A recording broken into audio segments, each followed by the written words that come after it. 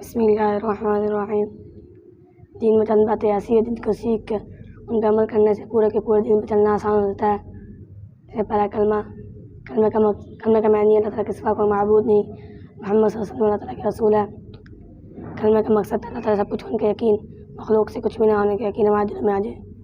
محمد صلی اللہ علیہ وسلم کے طریقوں پر چل کر دونوں جہان میں کامیابی کا یقین اور غیروں کے طریقوں پر چل کر دونوں جہانوں کی ناکامی کا یقین ہمارے دل میں آ جائے۔ کلمے کی فضیلت: جو شخص ایک مرتبہ دن یا رات میں لا الہ الا اللہ محمد رسول اللہ پڑھتا ہے، اعمال نامے سے برائی مٹا کے ان کی جگہ نیکی لکھ دی جاتی ہے۔ جو شخص اخلاص کے ساتھ لا الہ الا اللہ محمد رسول اللہ پڑھتا ہے وہ ضرور جنت میں داخل ہوگا۔ صحابہ نے فرمایا کلمہ اخلاص کیا ہے؟ آپ صلی اللہ علیہ وسلم نے فرمایا جو کلمہ اس کو حرام کاموں سے روک دے۔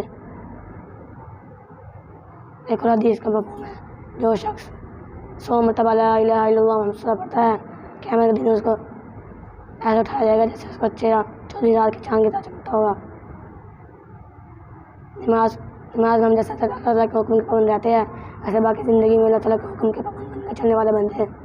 نماز آپ سنوں کی آنکھوں ٹھنڈک ہے، نماز دین کا ستون ہے، نماز جنت کی کنجی ہے، نماز شیطان کا منہ کالا کرتی ہے۔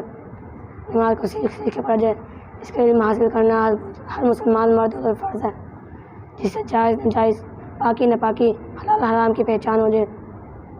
علم کا معنی نہیں جاننا، علم کا مقصد حال کے عمل کا پہچاننا۔ انسان نے میرے اللہ مجھ سے کیا چاہتے ہیں؟ جو شخص قرآن مجید کی ایک آیت سیکھتا ہے 100 رکعت نوافل پڑھنے سے افضل ہے۔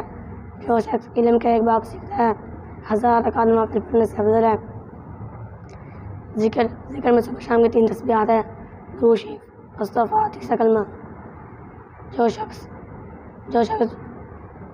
یہ تسبیحات کرتا ہے، قیامت کے دن اس کو جنت کے 8 دروازوں میں سے ایک دروازہ خاص ذاکرین کے لیے ہے، اس میں ہنستے ہنستے داخل ہو جائے گا۔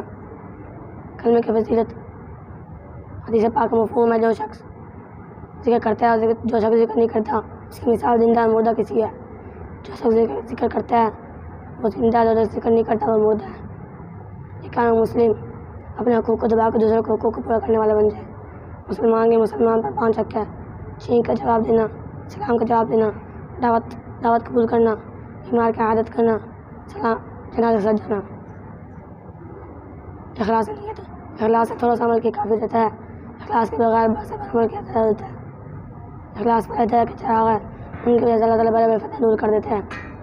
جو شخص ریاکاری اور دکھلاوے کے لیے نماز پڑھتا ہے وہ مشرک ہو جاتا ہے۔ جو شخص دکھلاوے کے لیے روزہ رکھتا ہے وہ مشرک ہو جاتا ہے۔ جو شخص دکھلاوے کے لیے حج کرتا ہے وہ مشرک ہو جاتا ہے۔ جو شخص دکھلاوے کے لیے صدقہ دیتا ہے وہ مشرک ہو جاتا ہے۔ دعوت و تبلیغ: خود بھی نیک کام کرو، دوسروں کو نیکی کرو، تلقین کرو، خود بھی برائی سے بچو، دوسروں کو برائی سے بچنے کی تلقین کرو۔ آپ نے وہ ختم موت کے ساتھ نبی والا کام اس امت میں لگایا ہے۔ جو کام نکلے گا اللہ تعالیٰ پہلے سارے گناہ معاف فرما دیں گے۔ اللہ تعالیٰ کے راستے اگر 2 بار جانے کا نوحہ اکٹھا نہیں ہو سکتا۔ اللہ تعالیٰ کے راستے میں ایک صبح ایک شام لگا دینا دنیا میں فی حال سے بہتر ہے۔